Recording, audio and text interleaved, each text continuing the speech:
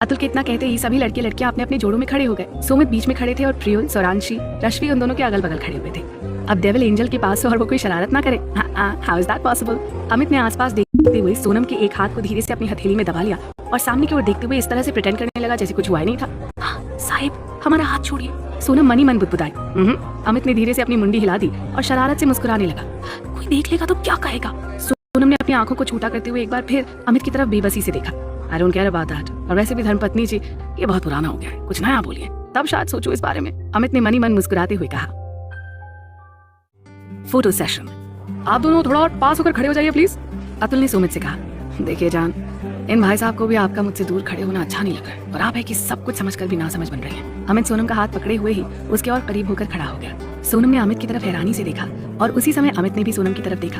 Perfect. Atul ने कैमरे में एक आंख घुसाए हुए अपने हाथ की उंगलियों से थम्स अप करते हुए कहा और सुमित का वो खूबसूरत पल एक तस्वीर में कैद हो गया। फोटो सेशन पूरा होने के बाद मयंक और अवनी को अलग अलग कमरों में कुछ देर आराम के लिए ले जाया गया। पंडित जी फुर्ती से तब तक कन्यादान और फेरों के लिए जरूरी इंतजाम करवाने लगे। अंबर और कार्तिक ने तब तक वहीं फार्म हाउस के गार्डन में ही 2 राउंड टेबल्स पर डिनर का इंतजाम करवाया। धरा और प्रिया अवनी को अपने साथ लेकर आ गईं और सोनम और अंजलि मयंक के साथ वहां पहुंच गईं। अव्यांक एक दूसरे को देखकर हौले से मुस्कुरा उठे। हम लोग किस तरफ हैं? सौरभ ने कुछ सोचते हुए कहा। मतलब? पुलकित ने उसकी तरफ देखा और फिर खाने की प्लेट्स अरेंज करवाने में अंबर और कार्तिक की हेल्प करने लगा।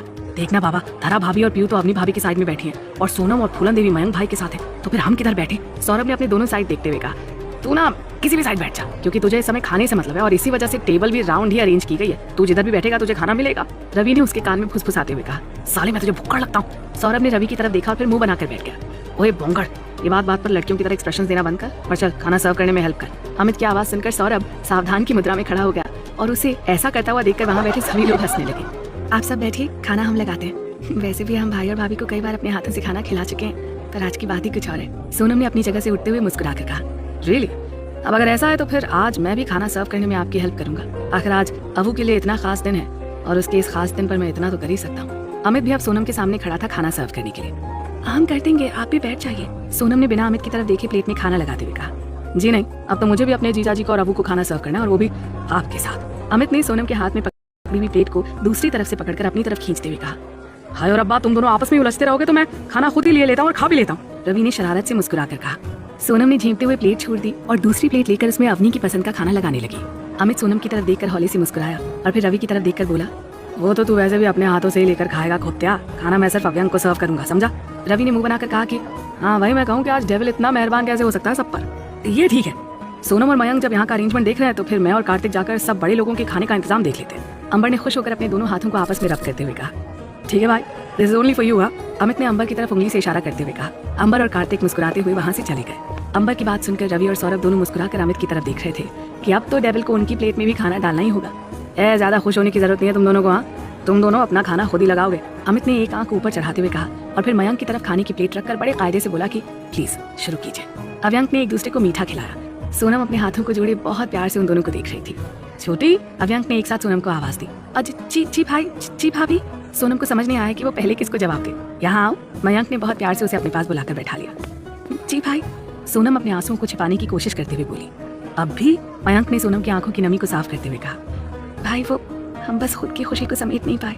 हम बहुत खुश हैं आज और ये खुशी हमें आप दोनों ने दी है। सोनम ने एक चम्मच में गाजर का हलवा लेकर मयंक की तरफ बढ़ा दिया, जिसे मयंक ने उसके मुंह में रखते हुए कहा कि मेरी असली खुशी तो तेरे चेहरे की चमक है, जिसे मैं जब तू अमित के साथ होती है ना तो बहुत आसानी से देख लेता हूँ। मयंक ने एक नजर अमित की तरफ देखते हुए कहा, जो इस वक्त सौरभ और रवि को चढ़ाने के लिए अंजलि और रश्मि को पूछ पूछ कर उनकी प्लेटों में खाना लगा रहा था और इस बात पर बोंगड़ और खोतिया दोनों ही मुंह फुलाए बैठे थे। मयंक सही कह रहे हैं बिट्टू, हमारी सारी खुशियां तुम्हारे चेहरे की चमक में छिपी है। इस चमक को कभी खुद से अलग मत करना। अवनी ने भी उसकी तरफ एक स्वीट डिश बढ़ाते हुए कहा, जिसे सोनम ने थोड़ा सा अवनी को और थोड़ा सा मयंक को खिला दिया और मुस्कुराते हुए कहा। भाई भाभी, हमारे चेहरे की ये चमक भी तो आप दोनों की वजह से ही है। तो फिर इतने प्यारे से चेहरे पर ये आंसू अच्छे नहीं लगते? अवनी ने उसके गालों पर एक बार फिर से लुढ़क आए आंसुओं को अपने हाथों से पूछा और उसे अपने गले से लगा लिया। मयंक मुस्कुराते हुए अपनी दोनों जिंदगियों को एक दूसरे के गले लगे हुए बड़े इत्मीनान से देख रहा था। थैंक यू तो आपको भी कहना है साहिब। भाई ने तो सिर्फ आपको हमारे लिए चुना था, पर आपने तो हमारी जिंदगी में शामिल होकर हमारी बेवजह सी जिंदगी को एक वजह दी थी। सोनम अवनी के गले लगते हुए अपनी बात अमित तक पहुंचा रही थी। अमित ने धीरे से एक नजर सोनम की तरफ देखा और मन ही मन कहा कि जी बिल्कुल जान, आपसे मिली हुई हर चीज मेरे लिए बेशकीमती है, फिर चाहे वो आपके चेहरे की हंसी हो या फिर आपका थैंक यू। सोनम मुस्कुरा उठी थी अमित की बात सुनकर। थोड़ी ही दूरी पर 2 और राउंड टेबल्स पर अंबर और कार्तिक ने खाने पीने का इंतजाम करवाया था घर के बड़े लोगों के लिए। और उसी एक चेयर पर बैठी हुई पूनम जी खामोशी से अव्यंक और सोनम की बातों को सुन भी रही थी और देख भी रही थी। ए जिज्जी, चा लड़की को तो कुछ परमानेंट इलाज करना ही पड़ोगो। चामोड़ी ने तो अवनी बहू पर घर आवे थे पहले ही अपना जादू चला दिया हुआ है। मयंक लला तो पहले ही जामोड़ी के चक्कर में फंसे भाए हैं। पूनम के बगल वाली चेयर पर बैठी हुई सुधा का ध्यान खाना खाने में कम और पूनम जी के अव्यंक और सोनम को कातर नजरों से देखने पर ज्यादा था। और उसे कहीं ना कहीं ये लग रहा था कि पूनम जी के मन में धीरे धीरे सोनम के लिए कोमल भावनाएं जन्म ले रही है। पहले संगीत में उसे अपनी गली से लगा लेना और फिर अभी कुछ देर पहले उसके बालों को सेट करना, ये सब उसे यही बता रहे थे। सुधा, चुपचाप खाना खाओ और चलकर फेरों की तैयारी करवाओ। कल सुबह विदाई होते ही गोवर्धन वापस जाने की तैयारी कर लो शांतिवन पहुंचकर। पूनम जी ने बिना सुधा की तरफ देखे खाने में से एक निवाला लिया और जबरदस्ती मुंह में ठूस दिया था सुधा के। पर जीजी, हम ये कह रहे थे कि सुधा के गले में वो खाने का निवाला अटक गया था उसकी वापस गोवर्धन जाने की बात सुनकर। कैसी माँ हो तुम सुधा? रजनी यहाँ से अपने पेपर्स की वजह से वापस जा चुकी है और तुम हो कि तुम्हें अपनी की मुंह दिखाई तक रुकना है? नहीं सुधा, वो बच्ची अकेली वहाँ ऐसे नहीं रहेगी। तुम कल ही वापस चली जाना। रह गई बात तुम्हारे मयंक के रिसेप्शन और अवनी की मुंह दिखाई में शामिल होने की, तो वो अभी 2 दिन बाद होना है। मैं तब तक ड्राइवर भेजकर तुम्हें बुलवा लूंगी। पूनम जी ने सुधा की बातों को अनसुना करते हुए अपना एक तरफा फैसला सुना दिया और दूसरी तरफ मुंह करके बैठ गई। जिस तरफ सत्येंद्र जी बैठे हुए बातें तो अपने समधी से कर रहे थे, पर चेहरे की मुस्कुराहट साफ बता रही थी कि वो पूनम जी की बातों को न सिर्फ सुन चुके थे बल्कि उन बातों को सुनकर काफी खुश भी थे। सुधा ने जैसे तैसे खाना खाया और झुंझलाहट में वो वहाँ से उठकर योगेश को ढूंढने लगी, जो खाना खाकर अब भी किसी न किसी खाने के स्टॉल के चक्कर काट रहा था। दादी की मिठाई। कविता जी अपने साथ दादी को लेकर अव्यंक के पास पहुंची। मयंक ने आगे बढ़कर दादी के पैर छूने चाहे तो दादी ने मयंक को उसके कंधों से पकड़कर कहा कि हे हमारा राम जी, यो के करे से था दामाद सा, मारे पैर छू के मैं काय वास्ते बाप का भागी बड़ा रहस्य था। दादी, आप जैसे अमित की, प्रिया की, अवनी की दादी हैं, वैसे ही आप मेरी भी तो दादी हुई ना, तो फिर मेरे पैर छूने से आपको कोई पाप नहीं लगेगा। हाँ, अगर मैं आपका सम्मान नहीं करूंगा तो मुझे जरूर पाप लग जाएगा। मयंक ने दादी को उनका हाथ पकड़कर आराम से अपनी जगह पर बैठा दिया और खुद उनके घुटनों पर अपने हाथ धर के बैठ गया। मयंक की देखा देखी अवनी भी उसके साथ आकर दादी के घुटनों पर अपने हाथ धर के बैठ गई। बिंदणी, मानू लगा था कि छोरी विदा होकर ससुराल जावेगी, पर यो तो अठे से विदा होकर भी मायके ही जावेगी। जब इतना प्यार करने वाला बिंद मिलोगो तो फिर छोरी नु अठे मायके की याद कौन ही आवेगी। दादी ने एक बार कविता जी की तरफ देखा और फिर प्यार से अवनी के सर पर हाथ फेरने लगी। दादी, ससुराल कितना भी अच्छा हो पर वहाँ आप तो नहीं होंगी ना? अवनी ने पनीली आंखों से कहा। ना छोरी ना, इस तरह रोको नहीं, रम्हारा तो था दोना नू मिठाई खिलाना आई थी, रुड़ान वास्ते कोनी। दादी ने अवनी के आंसू पोछे और एक मिठाई का टुकड़ा लेकर पहले अवनी को खिलाया और फिर मयंक को खिला दिया। दामाद सा, हमारी छोरी घड़ी प्यारी और मासूम सा, ख्याल रखना हमारी अबू का। दादी की आवाज भी भर्रा गई थी कहते कहते। जी दादी, पर मेरी भी एक शर्त है। मयंक ने रहस्यमय ढंग से मुस्कुराते हुए कहा। थारी क्या शर्त सर? दादी ने असमंजस से कहा। बस यही कि अमित और अंबर भाई की तरह आप मुझे भी छोरा ही बुलाएंगी। ये दामाद सा, मुझे कुछ ऐसा लगता है जैसे आप ना मुझसे कम प्यार करती हो। मयंक ने अपनेपन से दादी की तरफ देखा और उनके दोनों हाथों को अपने हाथों में भरकर बैठ गया। बिल्कुल छोरे। फिर मयंक की तरफ देखकर शरारत से मुस्कुराते हुए बोली, लो थारी इच्छा तो घनी जल्दी पूरी हो गई सर। और वैसे भी थारी त्योहार ऊट पटांग सर तुम्हारे को मंजूर सर। दादी ने एक अर्थपूर्ण हंसी हंसते हुए कहा। मयंक समेत सब लोग दादी के चेहरे की तरफ देखने लगे कि दादी ने आखिर ऐसा क्यों कहा। अरे ठंडे रखो हमारे बेसब्र हो, दादी ने मुस्कुराते हुए कहा और प्रिया के बगल में खड़ी सोनम को अपने पास इशारे से बुला लिया। सोनम चेहरे पर सौम्य मुस्कुराहट लिए दादी के पास जाकर खड़ी हो गई। दादी ने सोनम की तरफ देखते हुए मयंक से कहा था, एब जब था हमारे घर के लिए इतना कीमती हीरा हमारे वा जल मुर्गानू दे रहा है। अमित का ये सुनकर मुंह बन गया था। तो फिर माँ भी थारी हर शरत मंजूर करो सो। दादी की बात सुनकर सब हंसने लगे। कुछ देर बाद अमित भी उस हंसी में शामिल हो गया था। दादी ने फिर सबको अपने हाथों से एक एक निवाला खाने का खिलाया। पुलकित से तो वो शुरू से एक्स्ट्रा लाड लड़ाती थी। आज उस लिस्ट में रवि भी जुड़ गया था। पर बोंगड़, अरे उनका हाल तो आप सब खुद ही देख लीजिए। अरे छोरा, आज तन्ने भी माँ अपने हाथों से कुछ खिला दूं? दादी ने सौरभ को अपनी तरफ बुलाते हुए कहा। जी दादी जी। सौरभ के प्राण अटक गए थे। अरे छोरे का वास्ते था हमारे पास आड़ में इतना का पैसा जैसे माँ कोई भूत से दादी कोणी। दादी ने एक प्लेट में से खाने का निवाला निकाल कर सौरभ के सामने कर दिया। ऐसा तो कुछ भी नहीं है दादी जी। अब भला मुझे आपसे कैसा डर, मैं क्यों डरूंगा आपसे? सौरभ ने आत्मविश्वास दिखाने के लिए जो मन में आया वो बोल दिया। मतलब था हमारे से कौन डर से हैं? दादी ने अपने हाथ का निवाला वापस अपनी तरफ खींचते हुए कहा। नहीं दादी जी, मारा वो मतलब कौन ही। सौरभ हकलाते हुए बोला, राम हरा राम जी, अब था हमारी नकल भी करोगा? वो कह कैसा था लोगों की भाषा में कॉपी करोगा था हमने? दादी ने गुस्से में सौरभ की तरफ देखा। अरे मर गया रे, कहाँ फंस गया तू सौरभ? सबको रसमलाई और मेरे हिस्से में दादी की खिंचाई। सौरभ मनी मन बड़बड़ा रहा था, फिर प्रकट भाव में बोला कि नहीं दादी, वो तो मैं बस ऐसे ही बोल गया था, सॉरी। नहीं, माफी दादी जी, सौरभ ने अपने कान पकड़ते हुए कहा। सौरभ को कान पकड़े देखकर सब अपने अपने मुंह पर हाथ रखकर हंसने लगे और दादी ने हंसते हुए सौरभ के मुंह में रसमलाई खिलाते हुए कहा, रथ छोरा था एकदम सही सा, था तुम्हारे से डरने की जरूरत कोनी, अरे था तुम्हारा पार्टनर से शादी में। दादी ने सौरभ की तरफ एक आंख विंक करते हुए कहा, तेरा हल्दी से लेकर संगीत तक तुम्हारी हर शरारत का मास्टरमाइंड ते था ही से, थारे वास्ते तो मैं एक स्पेशल ट्रीट दूंगी इसके वास्ते। हाँ, दादी ने सौरभ के मुंह में एक और रसमलाई खिलाते हुए कहा, दादी जी बस आपके इतने सारे प्यार से मेरा पेट भर गया। मेरा पेट ही नहीं भरा बल्कि मेरा दिल भी भर गया। सौरभ ने लाचारी से मुंह बनाकर अंजलि की तरफ देखते हुए कहा, जो कि वहां खड़े होकर प्राइम टाइम शो के मजे ले रही थी। उसने मनी मन कहा, आओ और मुझे दादी के इमोशनल अत्याचार से बचाओ। सौरभ का हाल देखकर सब हंस रहे थे और इसी बीच मौका पाकर अमित सोनम का हाथ थामी फार्म हाउस की पूल साइड चला गया। तुम इतने खाना सूंघत फिरो और वे पूनम जिज्जी पूरी की पूरी हमारे और तुम्हारे हाथन से निकली जा रही हैं। सुधा ने चाउमीन के स्टॉल पर लार टपकाते खड़े योगेश को उसके हाथ से पकड़कर गुस्से में एक तरफ लाते हुए कहा, जहाँ कुछ बच्चे अपनी अपनी चाउमीन का मजा ले रहे थे। योगेश का ध्यान अब भी उन बच्चों की चाउमीन पर ही अटका हुआ था। अरे मोरी मैया, इतने हम अपनी जान दे दे जा हमारी चाउमीन की कढ़ाई में डूब कर कह दे रहे हम। हाँ, सुधा ने योगेश को झकझोरते हुए कहा, अरे दादा क्या बात है ससुर, अब क्या आफत हो गई जो तुम हमाओ खावो पीवो मुहाल कर बैठी हो और तुम्हें खुद चाउमीन की कढ़ाई में डूबकर जान देने की जरूरत पड़ गई सुधा देवी। योगेश ने खिसियाते हुए कहा, देखो तुम गुस्सा मत बढ़ाओ, हम बता दे रहे हैं तुम्हें। हाँ, सुधा ने योगेश की तरफ उंगली करते हुए ऊंची आवाज में कहा, अरे अरे सुधा देवी जे क्या गजब कर रही हो तुम, मतलब ससुर कतई तुम हो निरो कमाल करती।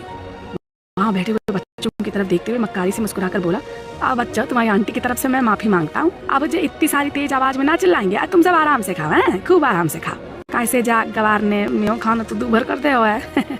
योगेश ने चापलूसी भरे लहजे में कहा और फिर सुधा की तरफ चिढ़कर और गुस्से से देखते हुए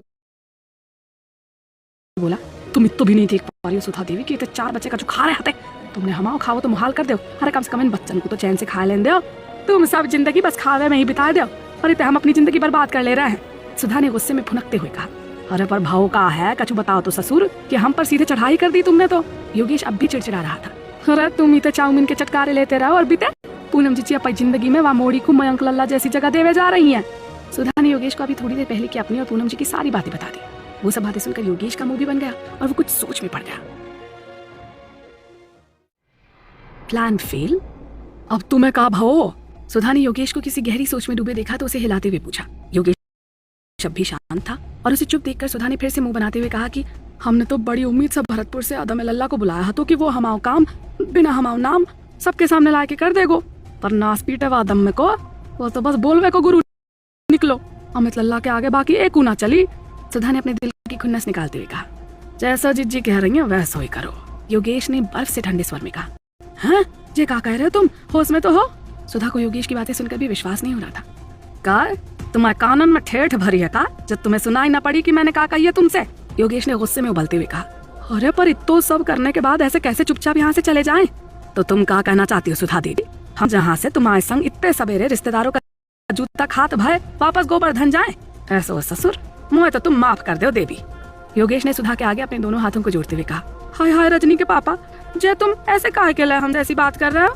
कहा तुम बनाओ भाव प्लान फेल हो जाओगे, शांतिवन में राज करवे का सपना ही रह जाओगा हमाओ। सुधा ने अपने दोनों हाथों से अपने दोनों गालों को ढकते हुए कहा, हाओ हाओ सुधा देवी, तुम्हारे बनाए गए प्लान से शांतिवन मिलना तो बहुत दूर की बात है। अरे हमें तो ये बात को डर है कि जा ससुर बवाली लौंडे के चक्कर में कहूँ जूतम पहलना है जाए। योगेश ने सुधा की तरफ एक आंख ऊपर चढ़ाते हुए कहा। सुधा आंखें फाड़ी बस योगेश की बात सुनी जा रही थी। हमने इतने साल अंत जिज्जी की जी हजूरी जूता खावे के लिए ना करी है और ना ही गोवर्धन के उस पुस्तैनी घर में रहने के लिए करी है। मथुरा को आलीशान शांतिवन भी हमें मिलोगा और सत्येंद्र जिज्जा जी की करोड़ों की पीरपौटी भी हमें ही मिलेगी। हैं? पर कैसे? ऐसे जहाँ चुपचाप जाए वैसे? सुधा ने योगेश की बात सुनकर लापरवाही से कंधे उचकाते हुए कहा, ऐसा ससुर तुम्हारे प्लान से चलकर अब तक तो हमें भटा की जड़ें भी ना मिली है, तो तुम और हम फिलहाल अब जहाँ तक चुपचाप चलाते जैसो जिज्जी चाह रही है। अब तो यही हमारा प्लान है। वहाँ से आगे की कहानी हम गोवर्धन जाकर ही लिखेंगे और फिर पूनम जिज्जी और जीजा जी के जीवन में ऐसा तूफान लाएंगे कि ससुर बिन को नामो निशान शांतिवन से मिट जाएगा। समझी सुधा देवी?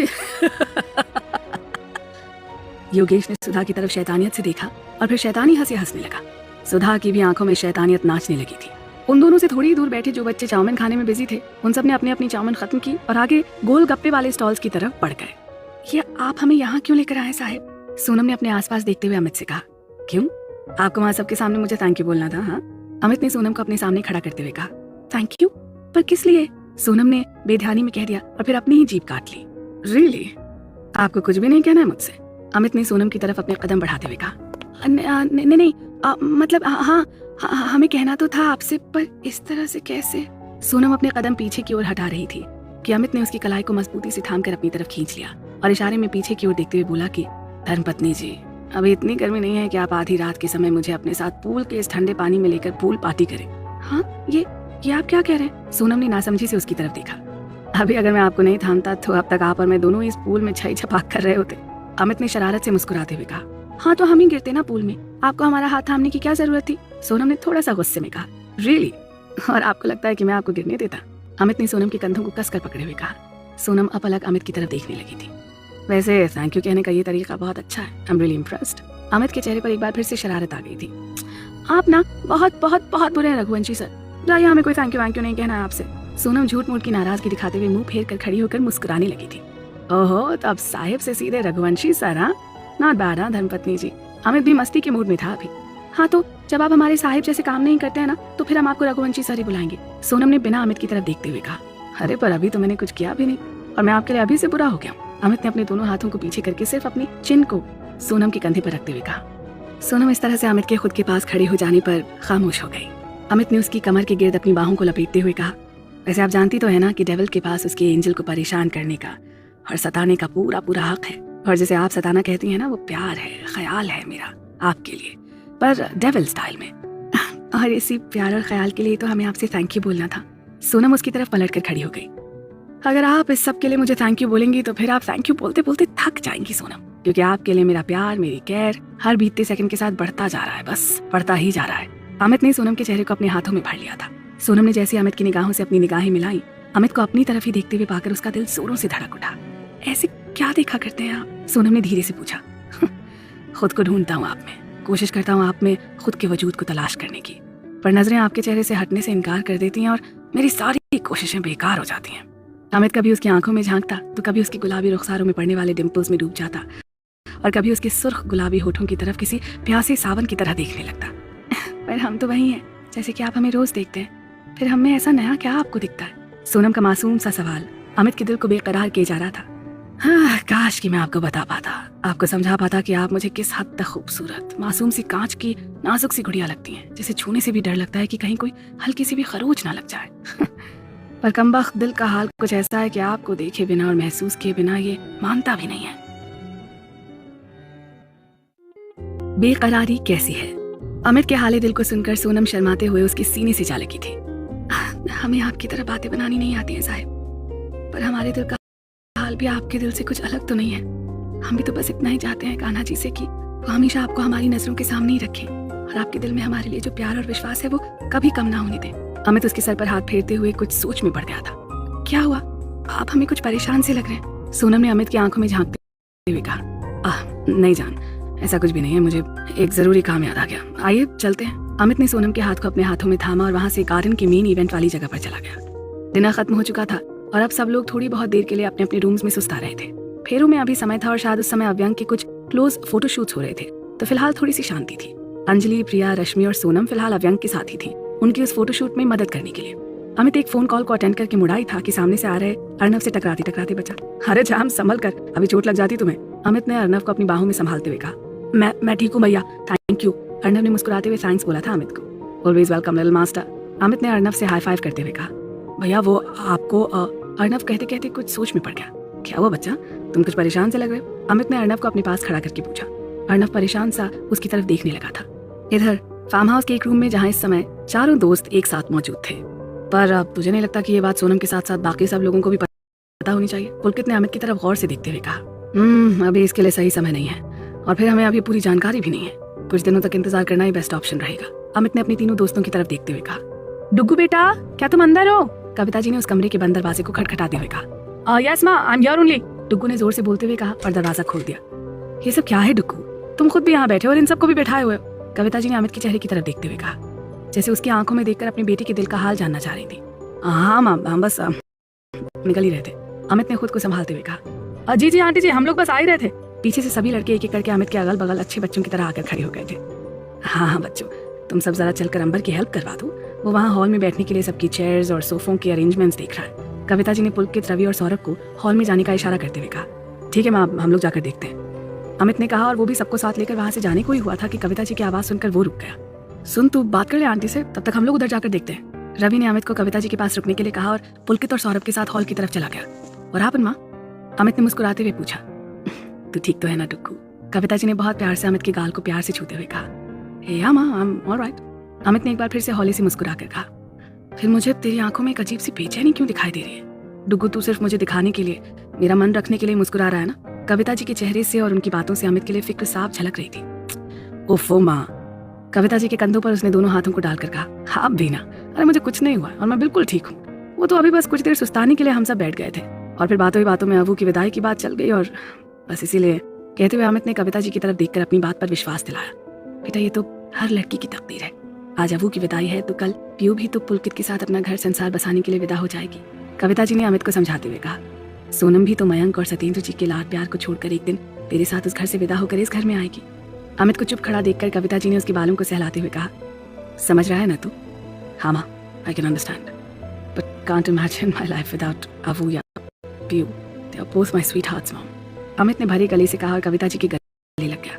डुग्गू, अगर तू ऐसा करेगा तो फिर अबू को कौन संभालेगा? हाँ, एक तरफ से आती हुई रागिनी जी ने भी उदास हंसी से कहा। अरे सॉरी माँ, मासी, मैंने आप दोनों को रुला दिया। अमित ने रागिनी और कविता दोनों के आंसू पोंछते हुए कहा। तू ना रोते हुए बिल्कुल अच्छा नहीं लगता डुग्गू। तू तो अपनी धौंस दिखाने और जमाने वाले लुक में ही अच्छा लगता है और अबू भी तुझे ऐसे ही देखना चाहती है। रागिनी जी ने हल्के से मुस्कुरा कर कहा। अमित भी रागिनी जी की बात सुनकर मुस्कुरा उठा। अच्छा चलो, मैं तो तुम्हें यहाँ बुलाने आई थी। वहाँ हॉल में बस फेरे शुरू ही होने वाले और अवनी चाहती है कि उसके सारे इडियट और अकड़ू भाई उसकी आंखों के सामने रहे। रागिनी जी ने कहा। जी मासी, आप दोनों चलिए, मैं जरा एक जरूरी काम निपटा कर आता हूँ। अमित ने अपने फोन की कॉन्टैक्ट लिस्ट निकालते हुए कहा। अच्छा ठीक है, पर जल्दी आना। कहते हुए कविता जी और रागिनी जी दोनों ही तेज कदमों से हॉल की तरफ चली गई। हेलो शांकी भाई, अमित ने फोन कॉल रिसीव करते हुए कहा और बात करते हुए वो गार्डन की तरफ चला गया। हॉल के बीचों बीच खूबसूरत सा मंडप सफेद और गुलाबी गुलाब के फूलों से सजाया गया था, जिसमें बीच बीच में पीले गुलाब के फूलों को भी पिरोया गया था, सजाया गया था। और उसी मंडप में बैठकर अवनी मयंक के साथ 7 फेरे लेकर 7 जन्मों तक उसकी ही होने जा रही थी। मंडप के एक कोने में बैठी हुई अंजलि, रश्मि, पीयू और सोनम बहुत कौतूहल से वो सब देख रही थी। किसी की भी आंखों में नींद का नामो निशान नहीं था। थे तो बस अव्यंग के एक होने की खुशी और उनके आने वाली जिंदगी के खूबसूरत सपने। 7 फेरे। थोड़ी देर में अमित भी वहां पहुंच गया और जाकर अंबर और कार्तिक के बीच बैठ गया। कविता जी से भले ही उसने बात बदलने की गरज से अवनी की विदाई का जिक्र छेड़ दिया था, पर सच तो सच ही होता है ना, चाहे आप उसका जिक्र करें या फिर ना करें। और फिलहाल सच यही था कि अमित अवनी को बैठे बैठे ही बहुत मिस कर रहा था, जबकि अभी तो वो उसके सामने ही थी। पंडित जी के कहने पर दोनों फेरों के लिए खड़े हो गए और मयंक अवनी का हाथ थामे पहले फेरे के लिए चल दिया। अव्यंग के फेरों के समय चल रहे धीमे स्वर में इस गाने ने जहाँ एक और सबके मन में हल्की हल्की गुदगुदी सी पैदा कर दी थी, वहीं कुछ लोगों के जैसे रागिनी, किशोर जी, कविता जी, अखिलेश जी और दादी, डुग्गू, अंबर, धरा, इन सब की आंखें भी नम कर दी थी। हर एक गुजरते हुए फेरे के साथ अवनी से उस घर पर उसका अधिकार जो खत्म होता जा रहा था। इस बीच सोनम एक थाली में ढेर सारे फूलों की पंखुड़ियों को लेकर थोड़ा थोड़ा सबको देती जा रही थी, अव्यंग के ऊपर डालने के लिए। सोनम जैसे अमित के सामने थाली लेकर पहुंची, अमित की आंखों में देखते ही वो जान गई थी कि अमित के दिल में क्या चल रहा है। आप जरा ये फूल सबको पास कर देंगे? सोनम ने अमित के पास खड़े हुए पुलकित की तरफ देखते हुए कहा। जी बिल्कुल बिल्कुल, पुलकित ने सौम्यता से कहा और सोनम के हाथ से वो थाली ले ली। सोनम ने बड़े हक से और प्यार से अमित के हाथ को अपनी नाजुक सी हथेली में थामा और उसे लेकर हॉल से बाहर आ गई। क्या हुआ आपको? सोनम ने अमित की आंखों में झांकते हुए कहा। कुछ भी तो नहीं, अमित ने मुस्कुराते हुए कहा। ऐसा है, ये फेक स्माइल ना आप किसी और को दिखाइएगा, हमें नहीं। हम ना आपकी आंखों में देखकर आपके दिल का हाल जान लेते हैं रघुवंशी सर। सोनम ने अपने हाथों को कमर पर रखते हुए इतराते हुए कहा। सच में? अमित ने शरारती मुस्कान से कहा। जी बिल्कुल। सोनम हाथों को कमर पर धरे हौले हौले मुस्कुरा रही थी। उसकी तरकीब काम आ रही थी। अमित के चेहरे की उदासी अब धीरे धीरे मुस्कुराहट में बदल रही थी। तो फिर मुझे भी बता दीजिए कि मेरी आंखों के रास्ते मेरे दिल में पहुंचकर आपने वहाँ क्या देखा? अमित ने सोनम को अपनी तरफ खींचते हुए कहा। सोनम अपने हाथों को कमर पर रखे हुए थी तो वो अमित के खुद को अपनी तरफ खींचने पर एक टूटे हुए पत्ते की तरह उसके ऊपर आ गिरी और उसका सिर अमित के सीने से जा लगा। इस तरह से खींचे जाने पर सोनम के लंबे बाल अमित के चेहरे पर फैल गए। आपने बताया नहीं प्रिंसेस, अमित ने धीरे धीरे करके उसके बालों को अपने चेहरे से हटाते हुए कहा। आपका दिल हमें बता रहा था कि आप हमें बहुत प्यार करते हैं और आपके दिल की हर धड़कन में बस हम ही बसे हुए हैं। सोनम अमित के सीने पर अपने दोनों हाथों को धरे सीधे उसकी आंखों में देखे जा रही थी। फिर तो आपको मेरे दिल की चाहत भी पता होगी कि वो क्या चाहता है, अमित ने सोनम के दोनों हाथों को अपने होठों से छूते हुए कहा। सोनम ने अपने हाथों को सकुचाते हुए अमित के हाथों से छुड़ाया और नजर चुराते हुए खड़ी हो गई। क्या हुआ जान, आपने मुझे मेरी चाहत के बारे में कुछ नहीं बताया? आप तो मेरे दिल का हाल अच्छे से जानती है ना? अमित ने सोनम को अपनी बाहों में भर लिया। सुमित को मंडप से गायब देखकर अदम्य का दिमाग ठनक गया और वो बड़ी होशियारी से सुधा और योगेश के बीच से उठकर वहां से बाहर की ओर चला गया। ये साले दोनों तोता मैना जरूर मौके का फायदा उठाकर कहीं चोंच लड़ा रहे होंगे बैठकर। अदम्य यही सब सोचते हुए इधर उधर देखते हुए बाहर निकल आया और तभी